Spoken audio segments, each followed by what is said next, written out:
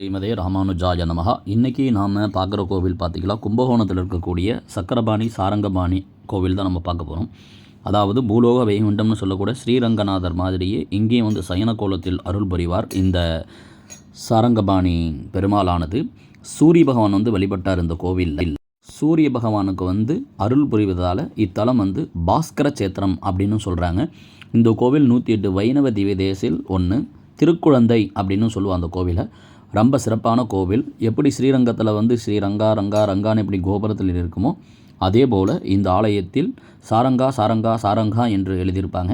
ரொம்ப பிரம்மாண்டமான கோவில். இந்த கோவில் வந்து பார்த்திங்களா, அதாவது மூலஸ்தானமே வந்து ரதம், அதாவது தேர் பூட்டி, அதாவது குதிரை யானை கட்டி இழுத்துக்கிட்டு போகிற மாதிரி தான் பண்ணி வச்சுருப்பாங்க. போனீங்களா கண்டிப்பாக நோட் பண்ணி பாருங்கள். ரொம்ப சிறப்பான கோவில். வைணவத்திலே நம்ம சொன்ன மாதிரி பாருங்கள், ஸ்ரீ சாரங்கா சாரங்கா சாரங்கன்னு தான் எழுதியிருக்கும். வாங்க வீடியோக்குள்ளே போகலாம். இந்த கோவிலுடைய சிறப்பம்சம் என்ன அப்படிங்கிறத பார்த்துடலாம். அதாவது தன்னை நாடி வந்த சூரிய பகவான் வந்து இந்த சக்கரபாணி சுவாமியை வந்து வழிபட்டதால் நவக்கோள்களால் ஏற்படும் தொல்லைகள் தோஷங்கள்லாம் நீங்குது அப்படின்னு சொல்கிறாங்க எல்லாருமே. அடுத்ததாக தன்னை வணங்கியதால் இந்த சூரிய பகவானுக்கு வந்து அருள் புரிந்ததாலும் இத்தலம் வந்து பாஸ்கர சேத்திரம் அப்படின்னு சொல்கிறாங்க. இந்த கோவிலில் வந்து கோயில் வந்து பார்த்திங்களா, அதாவது எழுந்தருளுள்ள பெருமாள் வந்து தாமரை மலரில் சக்கர வடிவமாக, அதாவது அருகோண எந்திரத்தின் மீது வீற்றிருந்து 8 திருக்கரங்கள் வந்து 8 ஆயுதங்களை ஏந்தி நமக்கு காட்சியளிக்கிறார் அப்படின்னு சொல்கிறாங்க. இது சாரங்கபாணியில். அது சக்கரபாணி கோவில் வந்து தக்ஷணாயன உத்தராயண வாசல்னு சொல்லி 2 வாசல் இருக்குது. பார்த்துக்கிட்டு கோவில் ரெண்டுமே மிக்சிங் தான். சாரங்கபாணி சக்கரபாணி ரெண்டுமே வீடியோ போட்டிருக்கோம். ஸ்கிப் பண்ணாமல் பாருங்கள், அப்போ தான் நம்ம பார்க்க முடியும். இப்போ நம்ம பார்க்குறது சாரங்கபாணி வந்து சக்கரபாணி. ரெண்டுமே பக்கத்தில் தான் இருக்குது. கும்பகோணத்தில் ஜஸ்ட் 1 கிலோமீட்டர் டிஸ்டன்ஸில் தான் ரெண்டுமே இருக்குது.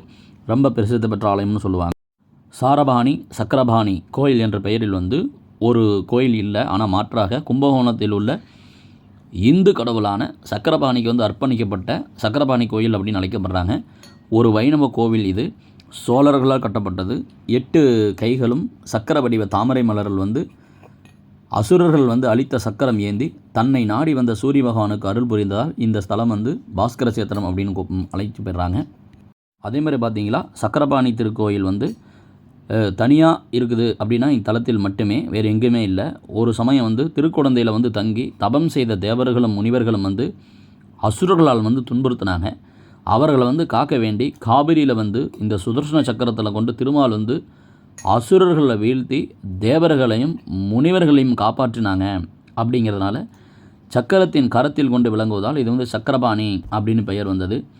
இந்திய துணைக்கட்டத்தில் வந்து சக்கரராஜருக்கு என்று அமைந்த ஒரே திருக்கோயில் இதுவே ஆகும் அப்படிங்கிறாங்க. இந்த திருக்கோயில் வந்து சூரிய தேவனின் வந்து ஆணவத்தனம் வந்து அடக்க விஷ்ணு வந்து சக்கர ரூபம் கொண்டு இருக்கிறாரு. வைணவ திருத்தலங்களில் சூரிய ஸ்தலம் அப்படின்னு சொல்கிறாங்க. இந்த கோவில் எங்கே இருக்குது அப்படின்னா இந்தியா நாடு, மாநிலம் தமிழ்நாடு, மாவட்டம் தஞ்சாவூர், அமைப்பு வந்து கும்பகோணத்தில் இருக்குது. கட்டிடக்கலையும் பண்பாடுகளும் ரொம்ப சிறப்பான இருக்குது. திராவிட கட்டிடக்கலை இது வந்து. ஸ்ரீமதே ராமானுஜாய நமஹா.